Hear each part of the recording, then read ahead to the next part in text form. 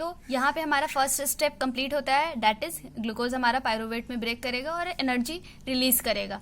Further अगर बात की जाए इसकी, तो हम लोग कह सकते हैं कि ये जो रेस्पिरेशन का प्रोसेस है ये जस्ट अपोजिट है फोटोसिंथेसिस का, क्योंकि फोटोसिंथेसिस के केस में हम लोगों ने क्या देखा था कि उसमें हमारा डिफरेंट रॉ मटेरियल्स के हेल्प से ग्लूकोज का फॉर्मेशन हो रहा था। यहाँ पे हमारा ग्लूकोज टूट रहा है सिंपलर फॉर्मेट में और एनर्जी रिलीज कर रहा है। तो अगर बात की जाए फोटोसिंथेसिस और रेस्पिरेशन की, तो इसके बीच में क्या क्या डिफरेंसेस है, आइए कुछ पॉइंट्स उसके भी देख लेते हैं। तो सबसे पहला पॉइंट अगर बात की जाए फोटोसिंथेसिस की, तो ये सिर्फ और सिर्फ हमारा किस में होता है, जितने भी हमारे ग्रीन सेल्स हैं सिर्फ उन्हीं में फोटोसिंथेसिस का प्रोसेस पॉसिबल है। लेकिन रेस्पिरेशन की अगर बात की जाए तो जितने भी हमारे लिविंग सेल है वो सारे सेल हमारे रेस्पिरेशन का प्रोसेस करेंगे। नेक्स्ट अगर बात की जाए तो फोटोसिंथेसिस हमारा एनाबॉलिक प्रोसेस है। एनाबॉलिक कैटाबॉलिक मैंने लास्ट वीडियो में डिस्कस कर चुका है, आप वहां से जाके चेकआउट कर सकते हैं। और रेस्पिरेशन की बात की जाए तो ये हमारा कैटाबॉलिक प्रोसेस है। नेक्स्ट अगर डिफरेंसेस देखी जाए तो ये फोटोसिंथेसिस जो है हमारा वो सिर्फ और सिर्फ डे टाइम में पॉसिबल है, लेकिन रेस्पिरेशन हमारा ऑल द टाइम चलता है। तो वो भी हम लोग लिख लेते हैं यहाँ पे, occurs in day time and occurs all the time in living cell. ठीक है, नेक्स्ट डिफरेंसेस की अगर बात की जाए तो फोटोसिंथेसिस के केस में हमारा क्या है, तो इस केस में हमारा एनर्जी क्या होता है, स्टोर्ड होता है, एनर्जी इज स्टोर्ड। और अगर रेस्पिरेशन की बात की जाए तो इसमें हमारा क्या होगा, एनर्जी इज रिलीज्ड। कभी कभी क्वेश्चन आ जाता है कि what is the basic difference between photosynthesis and respiration, even की स्टैंडर्ड 10th में भी और कॉम्पिटिशन एग्जाम्स में भी डिफरेंस बिटवीन फोटोसिंथेसिस एक दो क्वेश्चन आ ही जाते हैं। अब फोटोसिंथेसिस के केस में क्या होता है, तो ये कार्बन डाइऑक्साइड गैस को यूटिलाइज करता है और ऑक्सीजन लिबरेट करता है। लेकिन रेस्पिरेशन के केस में क्या होता है, ये ऑक्सीजन यूटिलाइज करता है और लिबरेट करता है हमारा CO2, वो भी लिख लेंगे। नेक्स्ट पॉइंट हमारा हो जाएगा डिफरेंस का, फोटोसिंथेसिस के केस में हमारा फूड और ऑक्सीजन क्या होता है, प्रोड्यूस होता है। और रेस्पिरेशन की अगर बात की जाए तो इसमें हमारा CO2 और वाटर प्रोड्यूस्ड होता है।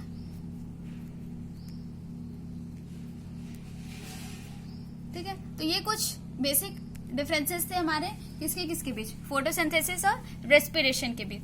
अब हम लोग बात करते हैं कि पहला स्टेप तो हम लोगों ने देख लिया था, उसमें क्या हो रहा था, हमारा ग्लूकोज मॉलिक्यूल जो कि 6 कार्बन मॉलिक्यूल था वो पायरूवेट में टूट जा रहा था और एनर्जी लिबरेट कर रहा था। उसके बाद सेकेंड स्टेप की अगर बात की जाए तो जो हमारा पायरूवेट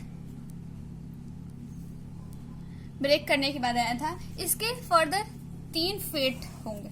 ठीक है, एक एक करके हम लोग समझेंगे। सबसे पहला, अब यहां तक तो हमारा जो प्रोसेस हो रहा था डेट इज, जिसको कि हम लोग बोलते हैं क्या, पायरूवेट जो हमारा ब्रेक हुआ था ग्लूकोज से, उसको हम लोग बोलेंगे ग्लाइकोलाइसिस। उसके बाद ये जो हमारा सेकेंड स्टेप है इसको हम लोग क्या कहेंगे, अब ये पायरूवेट जो है वो 3 केसेस में, डेट इज या तो ये प्रेजेंस ऑफ ऑक्सीजन में पायरूवेट हमारा ब्रेक करेगा, पहला केस। दूसरा केस हम लोग ले सकते हैं या तो ऑक्सीजन की कमी होगी, कमी में भी हमारा ये पायरूवेट ब्रेक करेगा, या तीसरा केस हम लोग लेंगे जिसमें कि हमारा ऑक्सीजन एब्सेंट रहेगा, that is absence of oxygen. कहने का मतलब है कि पायरूवेट ब्रेक हो गया पहले स्टेप में, दूसरे स्टेप में ये हमारा पायरूवेट 3 केसेस में 3 क्राइटेरिया के अंदर ब्रेक हो सकते हैं। आइदर कि उसको प्रॉपर अमाउंट ऑफ ऑक्सीजन मिल रहा है, that is presence of oxygen, या फिर दूसरा हमारा हो सकता है that is lack of oxygen, oxygen की थोड़ी बहुत कमी है। तीसरा हमारा हो सकता है कि पूरी तरीके से ऑक्सीजन एब्सेंट है। तो अगर प्रेजेंस ऑफ ऑक्सीजन है तो इसी को हम लोग क्या कहते हैं, एरोबिक रेस्पिरेशन।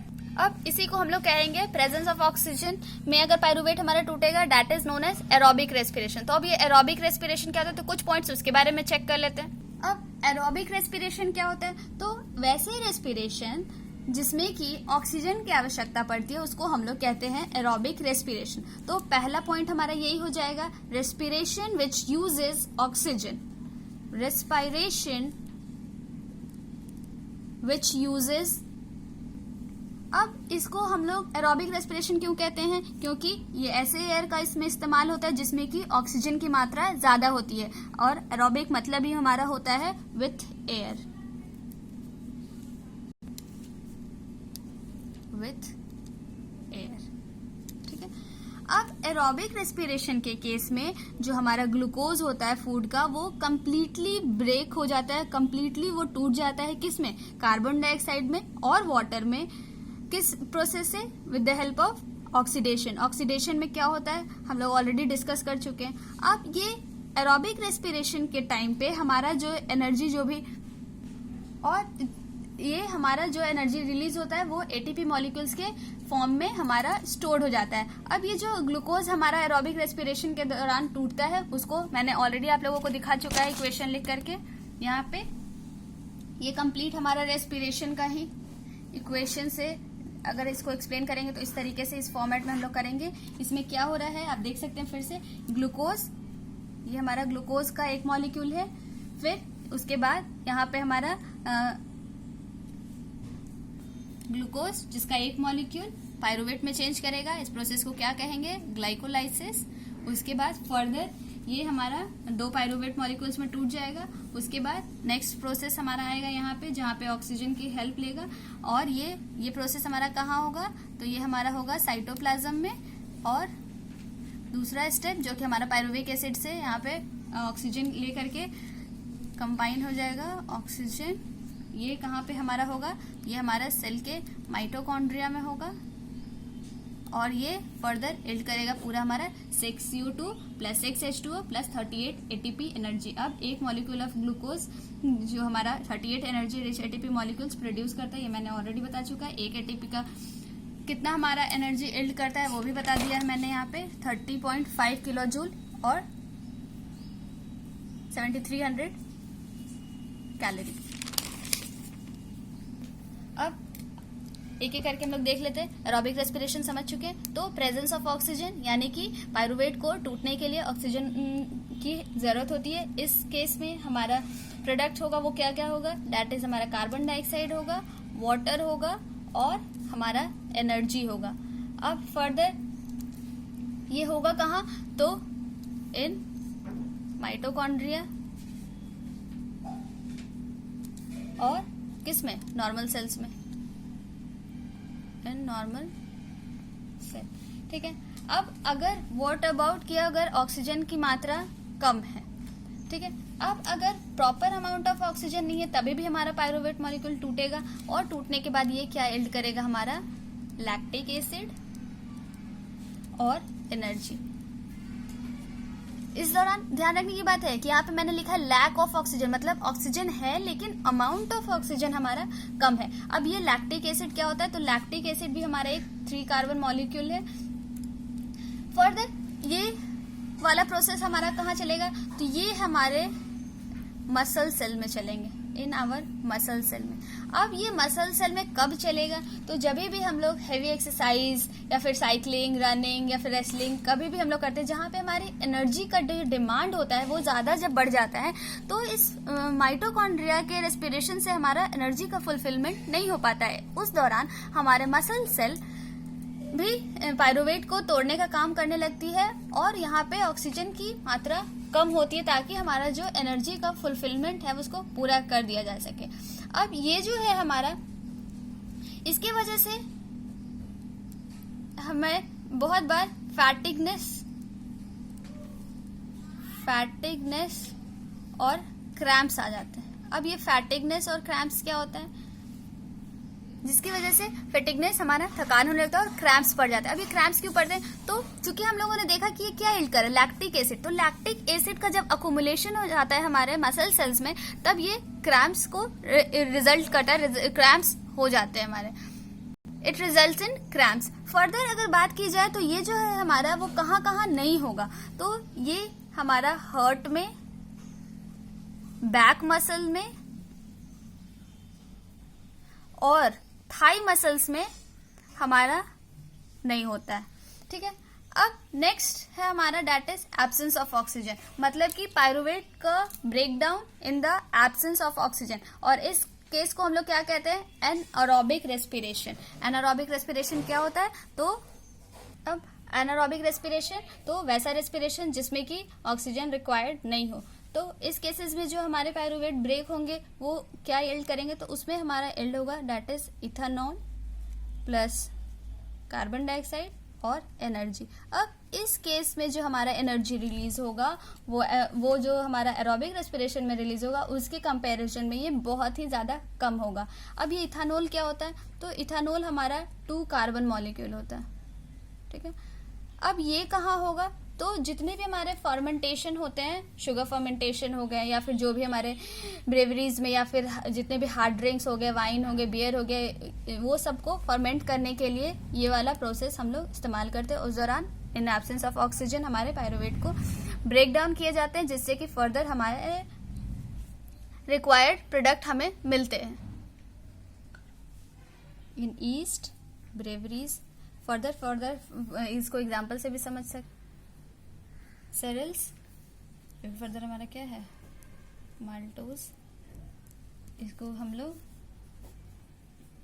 क्या करेंगे, अगर इसमें हम लोग ईस्ट डाल देते हैं या फिर एब्सेंट ऑफ ऑक्सीजन में, ये हमारा क्या हो जाएगा, इथाइल अल्कोहल प्लस CO2 और जो है एनर्जी इल्ड करेगा वो 2 ATP मॉलिक्यूल से। Similar with the case milk का अगर हम लोग लेते हैं दैट इज लैक्टोज, जो इसमें प्रेजेंट होता है हमारा, ये भी एब्सेंट ऑफ ऑक्सीजन में यहाँ पे हमारा ईस्ट की जगह लैक्टोबैसिलस हो जाएगा और ये हमारा क्या इल्ड करेगा, that is curd plus CO2 plus 2 ATP। अब इस दोनों को ही हम लोग क्या कहते हैं, दैट इज ये प्रोसेस क्या कहलाएगा हमारा, फर्मेंटेशन। फाइन। तो अगर हम लोग जितना भी हम लोगों ने पढ़ा उसको अगर समराइज किया जाए तो बात यहाँ पे आएगी कि जो भी हमारा रेस्पिरेशन का प्रोसेस है उस प्रोसेस में बेसिकली क्या होता है, तो इसमें हम लोग इनटेक ऑफ ऑक्सीजन होता है, उसके बाद ऑक्सीडेशन होता है हमारे फूड का और गिविंग आउट CO2। अब क्वेश्चन रह गया कि बेसिक डिफरेंस हमारा एरोबिक और एनारोबिक में, उससे भी क्वेश्चन आ जाते हैं। तो कुछ पॉइंट्स हम लोग देख लेते हैं डिफरेंस बिटवीन दोनों के, एरोबिक और एनारोबिक के बीच में बेसिक डिफरेंसेस क्या क्या है। एरोबिक, अब अगर बात करें एरोबिक की, तो जैसे मैंने आप लोगों को बताया कि ये हमेशा कहाँ होगा, तो in the presence of oxygen. तो लिख सकते हैं it takes place in the presence of oxygen. पहला डिफरेंस हमारा in the presence of oxygen. और जस्ट इसका opposite, it does not require oxygen, it does not required oxygen. Next point अगर बात की जाए एरोबिक की, तो इसमें जो भी हमारा सब्सटेंस है वो कंप्लीटली ब्रेक डाउन हो जाएगा। तो लिख सकते हैं हम लोग सबस्ट्रेट कंप्लीटली ब्रोकन डाउन। और एनारोबिक की अगर बात की जाए तो इसमें हमारा सबस्ट्रेट इनकम्प्लीट ब्रेक होता है। तीसरा डिफरेंस की अगर बात की जाए तो इसका हमारा जो एरोबिक रेस्पिरेशन है उसका एंड प्रोडक्ट हमेशा हमारा क्या होगा, the end products are CO2 and H2O। लेकिन वही अगर एनारोबिक की बात की जाए तो इसमें हमारा एंड प्रोडक्ट हमेशा एक न एक ऑर्गेनिक मॉलिक्यूल होगा, मतलब कि या फिर वो अल्कोहल होगा, तो वो हम लोग लिख लें यहाँ पे one of the end product. अब अगर नेक्स्ट डिफरेंस की बात की जाए तो एरोबिक के केस में हमारा CO2 हमेशा इवॉल्व होगा, CO2 इज इवॉल्व। और एनारोबिक के केस में हमारा फोर्थ डिफरेंस है ये हमारा, CO2 may not be evolve. जरूरी नहीं है कि CO2 का इवॉल्वमेंट हो। फर्दर एरोबिक में हमारा क्या हो जाएगा, तो 36 ATP मॉलिक्यूल्स नेट प्रोडक्ट होगा, 36 ATP मॉलिक्यूल्स। और एनारोबिक के केस में हमारा कितने मॉलिक्यूल्स प्रोड्यूस्ड होंगे, तो सिर्फ और सिर्फ 2 molecules of ATP are produced, 2 molecules of ATP are produced. एक और डिफरेंस है वो क्या है हमारा, तो एरोबिक रेस्पिरेशन जो है वो हमारा ग्लाइकोलाइसिस के टाइम भी होगा, दैट इज जो हमारा साइटोप्लाज्म में होगा, एज वेल एज दूसरा जो हम लोगों ने देखा माइटोकॉन्ड्रिया में, वहां पे भी होगा हमारा एरोबिक रेस्पिरेशन। लेकिन एनारोबिक रेस्पिरेशन हमारा सिर्फ और सिर्फ कहाँ होगा, साइटोप्लाज्म में होगा, माइटोकॉन्ड्रिया के अंदर नहीं हो सकता है ये। अब अगर देखा जाए तो जितने भी हमारे एरोबिक रेस्पिरेशन का जो ये पाथवे है वो पूरी तरीके से ऑक्सीजन पे डिपेंडेंट है, इसलिए जितने भी हमारे एरोबिक ऑर्गेनिजम्स हैं उनके लिए सफिशिएंट अमाउंट ऑफ ऑक्सीजन लेना बहुत ज़्यादा ज़रूरी है। लेकिन अगर बात की जाए प्लांट्स में, तो प्लांट्स में जितने भी ये गैसेस एक्सचेंज होते हैं वो किसके हेल्प से होते हैं, स्टोमाटा के हेल्प से होते हैं, और उनके बीच में बहुत सारे इंटरसेलुलर स्पेसेस रहते हैं ताकि जितने भी जो सेल्स हैं वो इजिली कांटेक्ट में रहे एयर के साथ और उनका आसानी से एक्सचेंज हो सके। अब ये जो कार्बन डाइऑक्साइड और ऑक्सीजन का जो एक्सचेंज होता है, ये जिस प्रोसेस से हमारा होता है दैट इज हम लोग ऑलरेडी पढ़ चुके हैं, डिस्कस कर चुके हैं, दैट इज डिफ्यूजन। अब जो उनका डायरेक्शन रहेगा डिफ्यूजन का वो डिपेंड करेगा कि बाहर का एनवायरमेंटल कंडीशन क्या है और उनकी रिक्वायरमेंट्स क्या है, प्लांट्स की रिक्वायरमेंट्स क्या है। जैसे फॉर एग्जांपल रात के समय में कोई भी फोटोसिंथेसिस नहीं हो रहा होता है, इसलिए वहां पे उनका मेन काम क्या हो जाता है, CO2 को एलिमिनेट करना। जबकि दिन के समय में CO2 तो वो जनरेट करते हैं रेस्पिरेशन के टाइम पे, लेकिन वो जो CO2 जनरेट करते हैं वो उसको यूज कर लेते हैं फोटोसिंथेसिस के टाइम में, इसलिए दिन के समय में CO2 का रिलीज बिल्कुल नहीं होता है। इसलिए हम लोग कह सकते हैं कि दिन के समय ऑक्सीजन वो रिलीज करते हैं और वो ही उनका मेजर काम होता है दिन के टाइम में। और ये तो थी प्लांट्स की बात। अगर बात की जाए एनिमल्स के, तो एनिमल्स का चूंकि स्ट्रक्चर हम लोगों ने ऑलरेडी देखा है कि वो एक मल्टीसेलुलर ऑर्गेनिजम्स की कैटेगरी के अंदर आते हैं, उनका स्ट्रक्चर कॉम्प्लेक्स है, तो उनके लिए ये जो भी उनका प्रोसेस है इसको करने के लिए एक प्रॉपर, तो एनिमल्स के पास अलग अलग डिफरेंट ऑर्गन्स होते हैं जिससे कि वो जो भी इन्वायरमेंट में ऑक्सीजन है प्रेजेंट उसको वो ले सके, और जो भी उनका बॉडी के अंदर जो waste material in the form of carbon dioxide produce हो रहा है उससे वो गेट रिड हो सके, मतलब उसको वो बाहर निकाल सके। अगर बात की जाए उसमें भी फर्दर एनिमल्स को भी बहुत सारे कैटेगराइज किए गए हैं, कुछ हमारे एक्वेटिक एनिमल्स हैं, कुछ टेरेस्ट्रियल एनिमल है। तो जो भी हमारे टेरेस्ट्रियल एनिमल्स हैं वो लोग ऑक्सीजन ब्रीथ कर सकते हैं एटमॉस्फेयर पे, लेकिन जो भी हमारे एनिमल्स जो कि पानी के अंदर रह रहे हैं, आई मीन एक्वेटिक एनिमल्स जो हो गए, तो उनको क्या जरूरत है, तो वो जो भी ऑक्सीजन लेंगे वो कैसे लेंगे, वो पानी में जो घुला हुआ रहेगा डिजोल्व फॉर्म में उससे लेंगे। तो जो डिजोल्व अमाउंट होता है हमारा ऑक्सीजन का, जो हमारा अमाउंट ऑफ ऑक्सीजन होता है वो डिजोल्व फॉर्म में बहुत ही कम, अगर कंपेयर किया जाए एयर में और वाटर के डिजोल्व फॉर्म में, तो वो बहुत ज़्यादा कम रहता है। इसलिए एक्वाटिक ऑर्गेनिजम्स का जो ब्रीदिंग रेट होता है वो काफ़ी ज़्यादा फास्ट रहता है as compare to terrestrial organisms. अब अगर बात करें हम लोग फिशेस की, तो वो लोग क्या करते हैं, तो सबसे पहले वो लोग पानी लेते हैं अपने माउथ से और उसके बाद उसको फोर्सफुली वो गिल्स तक पास कराते हैं, जहाँ पे वो उसमें डिजोल्व ऑक्सीजन को वो अपने ब्लड की हेल्प से ले सकें। और अगर टेरेस्ट्रियल एनिमल्स की बात करें, टेरेस्ट्रियल ऑर्गेनिजम्स जितने भी हो गए, तो वो लोग सारे ऑक्सीजन जो कि एटमॉस्फेयर में प्रेजेंट है उसको वो लेंगे रेस्पिरेशन के लिए, और ये जो लेंगे ऑक्सीजन तो वो डिफरेंट ऑर्गन्स, अलग अलग एनिमल्स में अलग अलग ऑर्गन्स उसके लिए स्पेसिफाइड है, जिससे कि वो पर्टिकुलरली अच्छे तरीके से वो ले सकते हैं उस प्रेजेंट ऑक्सीजन को। तो आइए देख लेते हैं हम लोग कि अलग अलग वो ऑर्गेनिजम्स के अलग अलग ऑर्गन्स कौन कौन से हैं।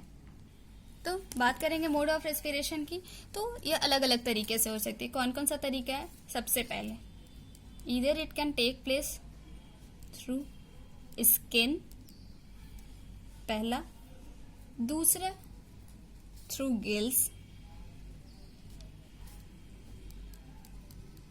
ठीक है, third one is through trachea, fourth through lungs, ठीक है।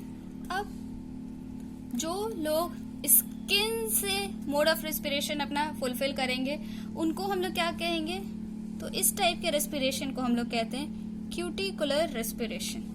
अब ये क्यूटिकुलर रेस्पिरेशन जो है वो किस में होगा, तो ये जो भी हमारा क्यूटिकुलर रेस्पिरेशन है ये हमारे लोअर ऑर्गेनिजम्स में होगा। पहला पॉइंट, लोअर ऑर्गेनिज्म, एग्जाम्पल है ये इसका अमीबा भी आ जाएगा उसमें। फर्दर और कौन कौन आ सकता है, लीच यानी कि रिंगवॉर्म, अर्थवर्म, और वैसे एम्फीबियन जो कि पानी में रहते हैं, ये सारे हमारे स्किन से रिस्पायर करेंगे। नेक्स्ट बात करते हैं गिल्स की। तो गिल्स से रिस्पायर करने वाले ऑर्गेनिजम्स का मोड ऑफ रेस्पिरेशन क्या होगा? तो ये कहलाएगा हमारा ब्रैंकियल रेस्पिरेशन। ठीक है, अब ये ब्रैंकियल रेस्पिरेशन क्या होगा? तो ये हमारा किसमें होगा? ये इसका एग्जाम्पल हो जाएगा हमारा क्या? फिश या फिर टैडपोल। ठीक है, अब ब्रैंकियल रेस्पिरेशन में यानी कि फिश का और टैडपोल्स का अगर रेस्पिरेटरी ऑर्गन पूछा जाए तो क्या हो जाएगा? गिल्स हो जाएगा। अमीबा, अर्थवर्म, लीच, इनका पूछा जाए तो इनका रेस्पिरेटरी ऑर्गन क्या हो जाएगा? हमारा स्किन हो जाएगा। उसी तरीके से बात करें अगर ट्रैकिया की, तो ट्रैकिया जिनका भी हमारा रेस्पिरेटरी ऑर्गन होगा उनका कहलाएगा हमारा ट्रैकियल रेस्पिरेशन। फाइन। अब ये ट्रैकियल रेस्पिरेशन किसमें होगा? तो ये हमारा होगा, एग्जाम्पल इसका हो जाएगा हमारा इंसेक्ट्स में। इंसेक्ट्स मतलब जिनके 6 लेग्स होते हैं, या फिर ग्रास हॉपर हो गया, ये सब हमारे इंसेक्ट्स में। फर्दर अगर बात की जाए लंग्स की, तो लंग्स से रिस्पायर करने वाले जिनका रेस्पिरेटरी ऑर्गन लंग्स होगा उनके उस टाइप के रेस्पिरेशन को हम लोग क्या कहेंगे? तो उनको हम लोग करेंगे पल्मोनरी रेस्पिरेशन। और इसका एग्जाम्पल तो आप लोग सब जानते होंगे, हमारा क्या हो जाएगा? मैमल्स, बर्ड्स, रेप्टाइल्स और एम्फीबियंस जो कि पानी में नहीं रहेंगे, कहाँ रहेंगे? लैंड पे रहेंगे। Amphibians on land. फाइन। अब मोड ऑफ रेस्पिरेशन तो हम लोगों ने डिस्कस कर लिया। अब क्वेश्चन आता है कि व्हाट अबाउट जो भी इनके रेस्पिरेटरी ऑर्गन्स है उसके क्या क्या कैरेक्टरिस्टिक्स होने चाहिए, मतलब इनका रेस्पिरेटरी ऑर्गन्स किस तरीके का होना चाहिए, क्या क्या उसमें क्वालिटीज होनी चाहिए, उसके क्या क्या कैरेक्टरिस्टिक्स होने चाहिए जिससे कि उनका जो रेस्पिरेशन का प्रोसेस है वो इजिली हो सके। तो कुछ कैरेक्टरिस्टिक्स हम लोग देख लेते हैं। अब अगर बात की जाए रेस्पिरेटरी ऑर्गन्स की कैरेक्टरिस्टिक्स की, तो सबसे इंपॉर्टेंट कैरेक्टरिस्टिक्स है कि इट मस्ट बी मॉइस्ट होना चाहिए, मतलब इस पे नमी होनी चाहिए। दूसरा, इट मस्ट बी थिन होना चाहिए। ये थिन क्या? इसके जो भी सेल मेम्ब्रेन है वो काफी ज्यादा थिन होने चाहिए। थर्ड कैरेक्टरिस्टिक्स में हम लोग लिख सकते हैं कि इसके लार्ज सरफेस एरिया होना चाहिए, तो उसके लिए हम लोग लिख सकते हैं 8। फर्दर इनके लार्ज सरफेस एरिया होना चाहिए। क्यों होने चाहिए? ताकि ये जो भी उनका स्ट्रक्चर है वो इंक्रीज कर दे सरफेस एरिया को, जो कि डायरेक्टली इन कांटेक्ट रहे हमारा ऑक्सीजन रिच एटमॉस्फेयर पे, क्योंकि यहाँ पे जो भी ऑक्सीजन और कार्बन डाइऑक्साइड का एक्सचेंज होना है वो पूरे सरफेस में होना है। इस वजह से यहाँ का सरफेस हमारा क्या होता है? फाइन होता है और डेलिकेट होता है। ये हाईली परमिएबल होता है, मतलब इजिली एक्सचेंज हो सके। हाईली वस्कुलर होता है, यानी कि होना चाहिए, यानी कि इसमें हाई ब्लड सप्लाई होना चाहिए। तो ये सारे कुछ कैरेक्टरिस्टिक्स हैं किसके? रेस्पिरेटरी ऑर्गन्स के। फर्दर अब अगर हम लोग बात करें तो अब हम देख लेते थोड़ा सा रेस्पिरेशन इन प्लांट्स के बारे में। अब जिस तरीके से एनिमल्स का हम लोगों ने देखा था, प्लांट्स को भी एनर्जी की आवश्यकता होती है और प्लांट ये सारा एनर्जी हमारा रेस्पिरेशन के प्रोसेस से वो भी लेता है। लेकिन ये जो प्लांट्स जो ऑक्सीजन लेता है एयर से रेस्पिरेशन में और कार्बन डाइऑक्साइड जो रिलीज करता है, इसमें जितना भी उनका एक्सचेंज ऑफ कार्बन डाइऑक्साइड और ऑक्सीजन इन्वॉल्व है, इसलिए ऑक्सीजन और कार्बन डाइऑक्साइड को हम लोग क्या कहते हैं? रेस्पिरेटरी गैसेस कहते हैं। जैसा कि मैंने आप लोग को ऑलरेडी बता दिया है क्या कि दिन के समय में प्लांट्स में क्या होगा? ये फोटोसिंथेसिस का प्रोसेस करते हैं। इसमें वो क्या करते हैं? CO2 लेते हैं और ऑक्सीजन देते हैं। लेकिन रात के टाइम में ये सिर्फ और सिर्फ रेस्पिरेशन का प्रोसेस करते हैं, जिसमें कि ये क्या करते हैं? ऑक्सीजन लेते हैं और CO2 गिव आउट करते हैं। फर्दर रेस्पिरेशन और फोटोसिंथेसिस के बीच में क्या डिफरेंसेस है वो भी मैंने आप लोगों को ऑलरेडी मेंशन करा दिया है। अब अगर प्लांट्स और एनिमल्स के रेस्पिरेशन को बेसिक डिफरेंसेस देखा जाए तो जितने भी प्लांट्स के पार्ट होते हैं जैसे रूट हो गए, स्टेम हो गए, लीव्स हो गए, ये सब अपना अपना रेस्पिरेशन इंडिविजुअली करते हैं। लेकिन एनिमल के केस में ऐसा नहीं है, रेस्पिरेशन एक सिंगल यूनिट के जैसा काम करता है। दूसरा अगर देखा जाए तो प्लांट्स में जो रेस्पिरेशन है वो थोड़ा बहुत बस लिटिल ट्रांसपोर्ट होता है, जितने भी रेस्पिरेटरी गैसेज हैं एक जगह से दूसरी जगह। लेकिन एनिमल के केसेस में ये लॉन्ग डिस्टेंस कवर करते हैं या ट्रांसपोर्ट होते हैं। उसके बाद जो रेस्पिरेशन हमारा प्लांट में है वो क्या होता है, थोड़ा सा स्लो रेट होता है उसका एज कम्पेयर टू एनिमल्स। ये सारे कुछ हमारे डिफरेंसेस थे। अब बात करेंगे कि जितने भी ऑक्सीजन होते हैं प्लांट्स वो डिफ्यूजन के प्रोसेस से लेते हैं। डिफ्यूजन क्या होता है, एनवायरनमेंट पे डिपेंडेंट है, क्या है नहीं है, वो मैंने ऑलरेडी डिस्कस कर दिया। अब कुछ हम लोग रेस्पिरेशन इन रूट्स कैसे होते हैं, स्टेम्स कैसे होते हैं, वो देख लेते हैं। अब अगर बात करें प्लांट्स के डिफरेंट स्ट्रक्चर्स जो कि रेस्पिरेशन में हेल्प करते हैं, तो सबसे पहले आएगा हमारा स्टोमाटा। अब ये स्टोमाटा क्या होता, तो ये स्टोमाटा हमारा क्या होता है, तो ये टाइनी पोर्स होते हैं, tiny pores like structure present in epidermis. Epidermis मतलब आउटर लेयर, जो कि गैसेस एक्सचेंज में हेल्प करता है।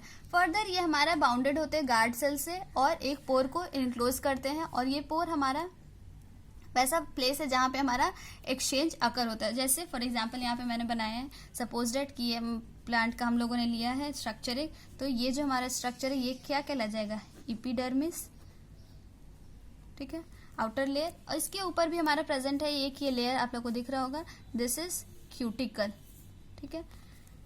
और इसके ही बीच में हमारा ये छोटे छोटे पोर्स प्रेजेंट, ठीक है। अब ये जो पोर्स है वो इस टाइप का, ये सेल हमारा कहलाता है क्या, गार्ड सेल। ये हमारा स्टोमेटल पोर को कवर करके रखता है। मतलब ये जो गार्ड सेल है वो ओपन या क्लोज होता है, डिपेंड करता है कि सनलाइट पे और वाटर कंपोनेंट्स पे। ये तो था स्टोमाटा का रोल प्लांट्स के रेस्पिरेशन में। नेक्स्ट है हमारा दैट इज न्यूमेटोफोर्स। तो अब ये क्या होता है, तो न्यूमेटोफोर्स हमारे होते हैं, इसको हम लोग कह सकते हैं स्पेशल रूट्स, या फिर और इसको क्या कह सकते हैं, ब्रीदिंग रूट,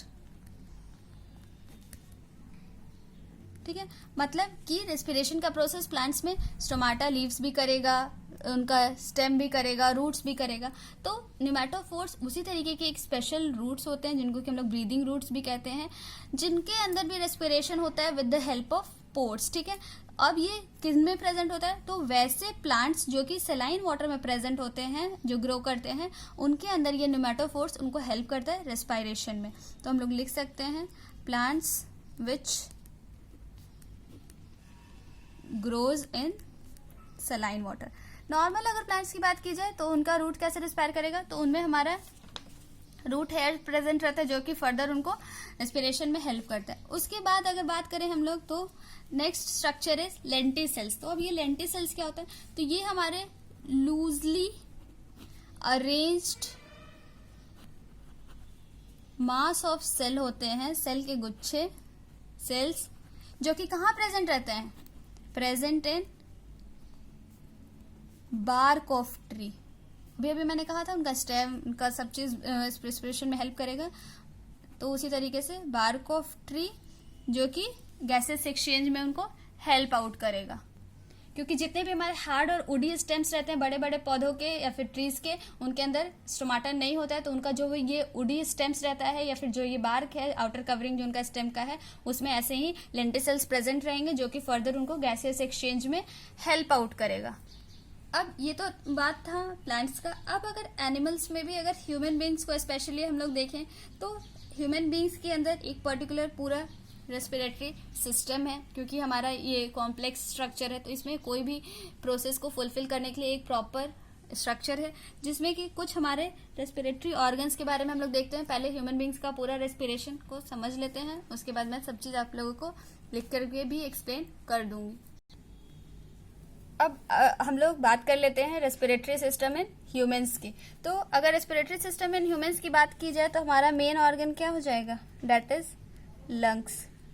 अब ये जो जितना भी एटमॉस्फेयर में ऑक्सीजन प्रेजेंट है, जिसको कि हम लोग यूज करते हैं अपने रेस्पिरेशन के लिए, ताकि हमारा जो भी हाई मेटाबॉलिक रेट है वो मेंटेन रह सके, इसके लिए हमें ऑक्सीजन ज़्यादा चाहिए as compare to other animal. इसके लिए अगर रेट ऑफ ब्रीदिंग की बात की जाए नॉर्मल कंडीशन में, तो ये हमारा कितना हो जाता है, तो ये हमारा हो जाता है 15 से 18 टाइम्स पर मिनट। लेकिन अगर हम लोग बहुत हेवी एक्सरसाइज कर रहे हैं तो ये हमारा रेट ऑफ ब्रीदिंग इंक्रीज हो जाता है और ये हो जाता है हमारा 20 से 25 पर मिनट, 20 to 25 पर मिनट।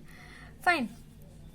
अब ये जितने भी हमारा रेस्पिरेशन पूरा प्रोसेस जो है ह्यूमन बींग्स में, वो एक कंप्लीट सेट ऑफ ऑर्गन्स के द्वारा फुलफिल किया जाएगा, जिसको कि हम लोग कहेंगे रेस्पिरेटरी सिस्टम या फिर organs of respiration. Respiratory system हमारे कौन कौन से हैं, रेस्पिरेटरी ऑर्गन्स के बारे में आइए देख लेते हैं। तो सबसे पहले तो रेस्पिरेटरी ऑर्गन्स में हमारा क्या क्या आ जाएगा, सबसे पहले नोज या फिर इसी को हम लोग क्या कहते हैं, नॉस्ट्रिल्स। नेक्स्ट है हमारा नेजल कैविटी या फिर नेजल पैसेज बोलेंगे इसको। नेक्स्ट है हमारा pharynx, then larynx, trachea, bronchi, bronchioles और यहीं पे हमारा आ जाएगा एल्वियोली भी, alveoli, then lungs and then diaphragm. ये जिस मैंने ऑर्डर में लिखा है इसी तरीके से हमारे बॉडी में ये अरेंज्ड है। तो आइए देखते हैं डायग्राम में कि ये कौन सा पार्ट को हम लोग कौन से नाम से जानते हैं। सबसे पहले अगर बात करें नोज की, तो नोज देखने से पहले तो सबसे पहले यहाँ पे मैं नंबरिंग कर दे रही हूँ ये डायग्राम में प्रॉपरली। ये हमारा क्या हो गया, नोज। नंबर 2 जैसे जैसे मैंने यहाँ पे किया है वो नेजल कैविटी या नेजल पैसेज। तो अगर बात करें नोज की, अब अगर बात करें नोज की, तो नोज का जो हमारा एक्सटर्नल पार्ट होता है नोज का, उसमें 2 नॉस्ट्रिल प्रेजेंट होते हैं जो कि फर्दर हमारे सेपरेटेड होते हैं कार्टिलेजिनियस सेप्टम से। सेप्टम क्या होता है, तो 2 पार्ट्स में जो डिवाइड करता है। कार्टिलेजिनियस क्या होता है, तो हमारे सॉफ्ट बोन्स होते हैं, ठीक है। अब ये नॉस्ट्रिल्स में बहुत सारे हमारे हेयर्स प्रेजेंट रहते हैं। अब ये हेयर्स प्रेजेंट रहने का क्या मतलब है, तो इसमें हेयर्स प्रेजेंट इसलिए रहते हैं जो कि फर्दर प्रिवेंट करता है हमारा कोई भी लार्ज पार्टिकल्स हमारे इस सिस्टम के अंदर न जा पाए। वहीं पे जो हमारे नॉस्ट्रिल्स प्रेजेंट होता है वो हमारा डिफरेंट ऑर्डर को भी डिटेक्ट करने में हेल्प करता है, क्योंकि इसके अंदर हमारे सेंसरी सेल्स प्रेजेंट होते हैं। और जितने भी ह्यूमन बींग्स होते हैं वो इसी नोज या नॉस्ट्रिल की हेल्प से ब्रीथ करते हैं। नेक्स्ट अगर हम लोग स्ट्रक्चर की बात करें तो वो है हमारा नेजल पैसेज। तो अब ये नेजल पैसेज क्या है,